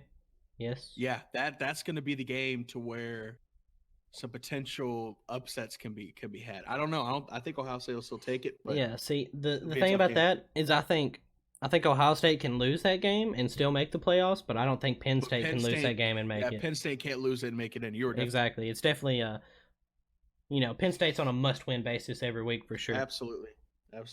That's it for the college games, but I will say all 4 of these teams are undefeated. So isn't that crazy? Yeah, that's super crazy. That's why Minnesota's at 13, although you don't really see that like they should be there. Mm-hmm. But Definitely a excellent week for college football, especially the LSU Alabama matchup. We'll definitely That's be gonna be watching crazy. it. I don't watch much college football. I'm probably gonna watch that game. On to the NFL games. All right, number one, we have Chargers at the Raiders. Ooh. Now here's the thing: the Raiders have been kind of sneaky good, especially with John Gruden. I feel Especially like at they home. are, especially at home. I feel like Gruden has them competitive, and I feel like he's has them energized. And for whatever reason, Derek Carr is playing incredibly well. Josh Jacobs is not to be snuffed at. And for this, and I think this was a tough one for me because the Chargers beat Green Bay and they beat them pretty handedly. And I would think Green Bay would definitely be better than Oakland. Um, I don't know. I'm gonna go. I'm gonna go LA on this one. I just too much for Oakland to handle, even though Oakland is at home. I'm going LA. I'm also going to go with the Chargers. The reasons being, number one, you fired your offensive coordinator, and what did you do? Your first weekend coming in as the new guy, you ran the football. Melvin Gordon produced for once in Melvin the Ingram whole is season. back. Joey Bosa freed up. And so, the Raiders are definitely a sneaky team, especially at home, like I said. But I don't think they have the offensive weapons to beat this Charger team. So I got to put us both down for this. What's up, Jack? We on the same team again. What's up, dog? We're on the same page for the past couple of picks. Next up, we're not going to be on the same page. Absolutely we got the Kansas City Chiefs traveling to Tennessee, my friend. We even have a bet, and I'm telling you what, if Mahomes is playing, it's no shot. I don't even know what we bet on it. We bet like a hat or team hat or something. Well, we haven't put anything on it yet, but it's a bet. It is a bet. I'm taking Kansas City. My homeboy's going to come back with a fury. Chris Jones is coming back. Best defensive player, best offensive player returning into the lineup. Andy Reid, they had a solid win over Minnesota. Matt Moore, who was coaching high school ball last year. You got to think with Mahomes in there, they're going to beat Tennessee. Do you see this? Yes. Do you see this? All right. This is the logo for the Tennessee Titans. Do you know what a Titan is, Jackson? Do you know what a Titan is? Learn me something. Educate me. In Greek mythology, right? The Titans are the people that came before like Zeus and all them. Okay? All right? Right. All right? They are like the father of the Greek gods. Okay? Okay. All right? So Kronos is our main Titan guy. Yeah, I don't know if anyone's ever been to a Titans game or seen him on the TV. It's this big buff dude in like armor and stuff. It's definitely a joke. We had a better guy last year. The guy this year kind of stinks, but it's whatever. It's whatever. All right. And what's a chief? Nothing. Chief, compared to a Titan. Nothing. Okay. Look, Tennessee Titans all the way. And let me just bring up some stuff. All right. I think we beat both of the Super Bowl teams last year. 2 Super Bowl teams. We beat both of them. The Patriots and the Eagles. The Rams. At home. No, not in the Super Bowl. I mean, when I say Super Bowl teams, I mean like contenders. Oh, okay. And this was the Eagles, like week 4, coming off a playoff win or a Super Bowl win last year. We beat them. Congratulations, you're not beating Patrick Mahomes. And then we beat Tom Brady. I'm just saying, good teams. We play amazingly well against good teams at home. Like these teams that are supposed to be amazing. 2 years ago at home, beat the Packers and beat Seattle. I will give you that. The Titans do play up to their competition. For whatever reason, they play down to their competition. It's one of those strange enigmas. Last two. I don't know. Do you know we're 2-0 against the Kansas City Chiefs within the last 2 seasons? Are you now? Yeah. We beat them in the regular season, and then we beat them in the playoffs. Well, can you do it again this season? We can. We're going to do it this weekend. I'm saying no. I'm taking Kansas City, man. All right. I'm taking Kansas City. Tyreek Hill's going to run all over you. Next up, we got the Vikings and the Cowboys. This weekend, the boys stumble. The Vikings are going to win this one, Jackson. And let me tell you why. Look, Dalvin Cook. A 37-13 victory is apparently stumbling. No. I'm saying they're going to stumble this coming weekend against the Vikings. The Vikings are going to win. Okay? And here's why. Dalvin Cook, Stephon Diggs, Adam Thielen. All right, I'm just throwing some names out there of some people that are just going to upset you. Out there, Kirk Cousins, who in primetime games is noticeably worse. Now, if they're in the afternoon at home on a 1 game, they're absolutely indestructible. Okay, all right, but playing a Sunday night underneath the lights, against the Cowboys. You're saying Dalvin Cook. We held Saquon last week. You want to talk about under the out of lights? the end zone. I remember the Titans thrashing the Cowboys under the lights last year. Y'all thought your season was over and that Jason Garrett was going to get fired. That didn't happen, of course, but I'm just saying. These mid-season games. got mixed into the offense, and we went on an absolute tear.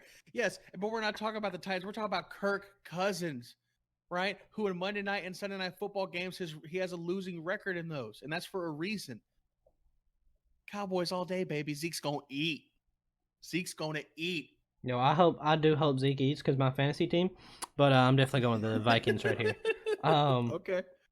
Which, by the way, all throughout the game last night, I was just sending Jackson the Zeke eating meme over and over. It's cereal. It's like 4 times. It's from his rookie year where he's sitting there eating that cereal and he's looking up and he's just like, just throwing Dude, it. He was getting it. Dude, awesome, amazing. Next game, amazing game, by the way, for the week. I think this is my personal favorite, other than the college game, of course. The LSU-Alabama game is the most exciting game. But the Seahawks traveling to San Francisco to go against the 49ers. Yes. This is going to be a game. All right, who do you got?